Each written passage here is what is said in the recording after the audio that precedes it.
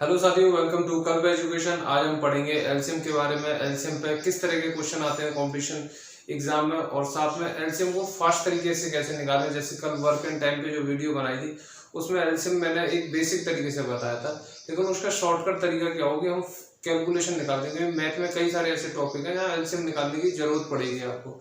अगर आप फास्ट निकालना सीख जाएंगे तो सवाल की स्पीड बढ़ जाएगी सॉल्व करने की। तो आज हम एलसीएम पढ़ते हैं। एलसीएम की फुल फॉर्म होती है लोएस्ट कॉमन मल्टीपल। क्या होती है? लोएस्ट माने सबसे कम, कॉमन मल्टीपल। इसी फुल फॉर्म से एलसीएम की से हम एलसीएम को समझेंगे। जैसे कि एक नंबर है 3 और एक नंबर है 4। मुझे 3 और 4 का एलसीएम निकालना है। ये क्वेश्चन बना लिया, एलसीएम निकालना है मुझे 3 और 4 का। बताइए क्या होगा। ठीक है, तो कैसे निकालेंगे वो देखते हैं। तो सबसे पहले क्या दिया है इसमें? मल्टीपल। मल्टीपल होता है गुणज। जो टेबल पढ़ते हैं 2 3 6, 2 चौक 8, तो 2 के मल्टीपल निकालेंगे। ऐसे ही 3 का मल्टीपल क्या होगा?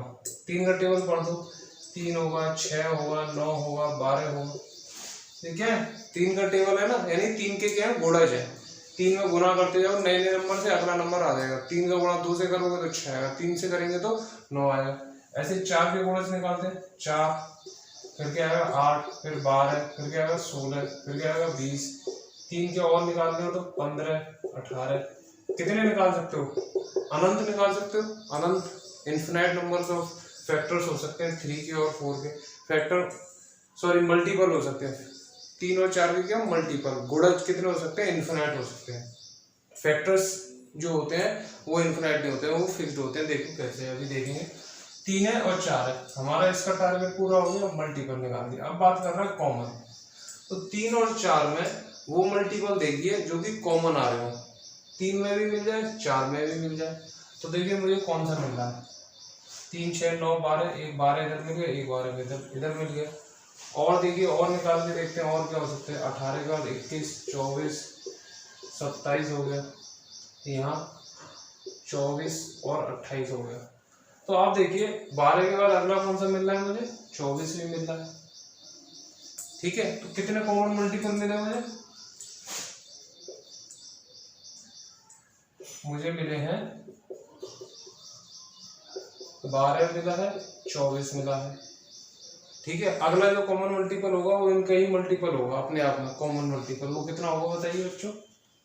अगला जो नंबर होगा वो क्या होगा? 12 का ही मल्टीपल होगा। 12 के मल्टीपल निकालते जाइए, हमें कॉमन मल्टीपल मिल जाएंगे। 36 जो है 3 में भी मिलेगा और 4 में भी मिलेगा। 48 जो है 3 में भी मिलेगा और 4 में भी मिलेगा। यानी कि जो लोएस्ट मिल जाए फिर उसके क्या कर दो? कॉमन। अब देखिए, अब बात हो रही है लोएस्ट कॉमन मल्टीपल की। कॉमन मल्टीपल में लोएस्ट कॉमन मल्टीपल निकालिए। तो 12 24 36 और 48 ये सारे मल्टीपल है, कॉमन मल्टीपल है। इनमें लोएस्ट कौन सा है? ये है। तो ये हो गया 12। तो आप समझ गए लोएस्ट कॉमन मल्टीपल क्या होता है, किस तरीके से निकाला जाता है। जो नंबर दिए हो 3 4, ये 2 संख्या दे रखी है, 4 संख्या हो सकती है, 5 हो सकती है। ठीक है, कितने भी नंबर हो सकते हैं। तो उनके क्या करो?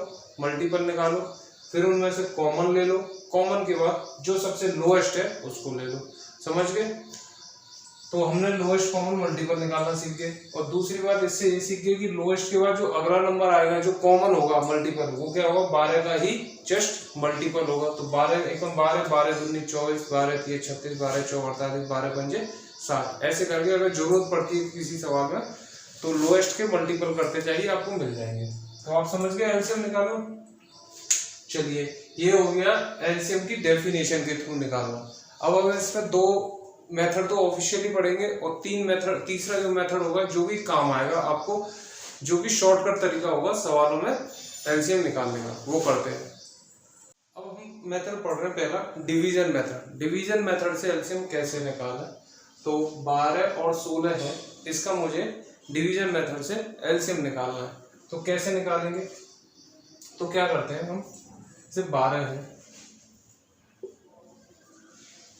और 16 है, साथ में रख लीजिए। तो क्या आएगा?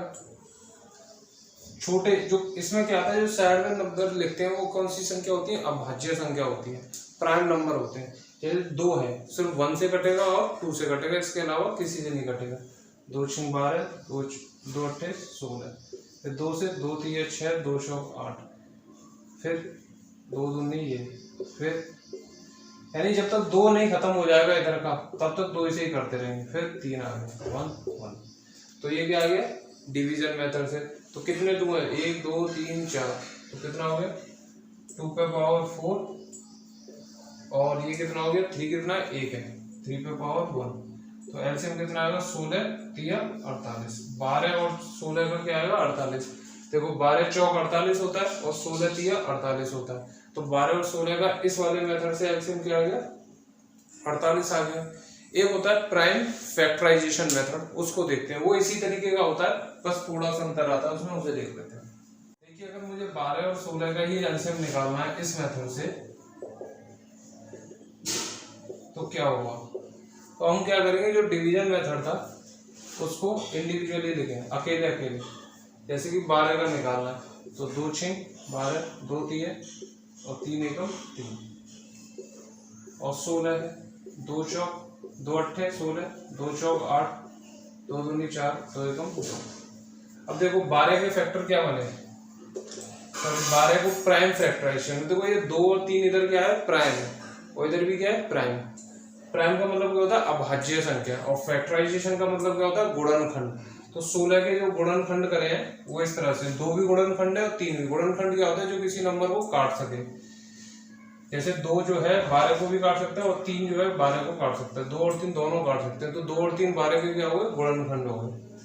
तो अभी हम देखते हैं इसको, 2 है कितने 1 2, तो पावर कितनी आ गई 2 इंटू 3। 16 के लिए लिखेंगे तो कितने 2 पे पावर 4, 3 तो है ही नहीं। अब इनका एलसीएम निकालना है, तो एलसीएम निकालने के लिए एलसीएम निकालना है तो क्या लिखेंगे हम, इनमें देखेंगे 2 आ रहा है और 3 आ रहा है, जो जो प्राइम फैक्टर आ रहे हैं वो सब लिखेंगे। एक तो हमें 2 दिख रहा है और 3 दिख रहा है, अगर 3 यहाँ भी होता 5 होता है यहाँ पे तो भी 5 लिख देते, जैसे कि यहाँ 2 है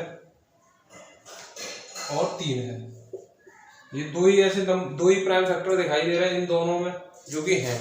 अब देखो 2 पे मैक्सिमम पावर कितनी है 4 है, तो 4 ले लेंगे, यानी 16 वाला 4 ले लेंगे। इधर 3 है, 3 पे 1 ही पावर तो 1 ही रहने देंगे। अब इसमें क्या होता है कि हम हाईएस्ट पावर वाले नंबर को उठा लेते हैं, तो इधर 2 पे पावर 4 है, क्योंकि अगर लोएस्ट वाले को उठा लेंगे तो अगर 12 ले लेंगे तो 16 कैसे कटेगा। अगर मैं एलसीएम क्या होता है अपने नंबरों से डिवाइड होना चाहिए, अगर मैं 2 ही पावर का ले लूंगा तो ये 12 तो कट जाएगा लेकिन 16 जो है इसको डिवाइड नहीं कर पाएगा एलसीएम को, इसलिए हमें हमेशा हाईएस्ट पावर वाला लेते हैं। तो यहाँ से भी कितना आ जाएगा 48 आ जाएगा। एक और एग्जांपल से बताता हूँ, अगर कोई एक नंबर है उसका प्राइम फैक्टर 2 पे पावर 5 इंटू 3 पे पावर 2 और 5 पे पावर 1, और दूसरा कोई नंबर है उसके है 2 पे पावर 3, 3 पे पावर 4, 5 पे पावर 3 और 7। अब आपको इसका एलसीएम निकालना है, तो इसका एलसीएम कैसे निकलेगा, हमें क्या लेनी पड़ेगी हाईएस्ट पावर। तो देखो 2 है, 2 पे पावर 5 है, 2 पे पावर 3 है, तो आप क्या लोगे 2 पे पावर 5, 3 पे पावर 2 है और 3 पे पावर 4 है, कौन सा लोगे 3 पे पावर 4, 5 पे पावर 1 है, 5 पे पावर 3 है, तो 5 पे पावर 3। 7 यहाँ नहीं है लेकिन यहाँ है, जो है उसको सबको ले लो, क्योंकि जिसमें सब इंक्लूड हो जाएगा तभी तो ये नंबर इसको डिवाइड दे पाएंगे। अब ये वाला जो नंबर है अगर इससे डिवाइड दूंगा तो पूरा कट जाएगा, क्योंकि जो यहाँ लिखा है वो सब है यहाँ पे, और इस नंबर से मुझे इसमें डिवाइड देना है तो ये कट जाएगा। जैसे कि ये 48 एलसीएम आया, इसका मतलब क्या है कि अब ये 12 से भी कट जाएगा, 16 से भी कट जाएगा, 12 से 4 बार चला जाएगा, 16 से चला जाएगा। तो एलसीएम में वो संख्या होनी चाहिए जो कि अपने जिनका निकालना उनसे डिवीजन हो जाए, इसलिए हमेशा हाईएस्ट पावर हम लेते हैं। ये कंफ्यूजन नहीं रहना चाहिए, समझ में भी आना चाहिए कि ऐसा क्यों ले रहे हैं हम हाईएस्ट पावर। समझ में आ गई। ये हो गए 2 मेथड जो कि हमने जिनसे एलसीएम निकालना सीखा। अब तीसरा मेथड सीखते हैं जो कि एक्चुअल में यूज होगा अदर चैप्टर्स में भी एलसीएम को फास्ट तरीके से निकालने के लिए, तो वो देखते हैं। अब देखिए जैसे हमें 12 और 16 का एलसीएम निकालना है, तो आप क्या कर लीजिए, इसका एलसीएम 16 है, 16 मान लीजिए, ठीक है। तो एलसीएम वो संख्या होती है जो इससे भी डिवाइड हो जाए, इससे भी डिवाइड हो जाए।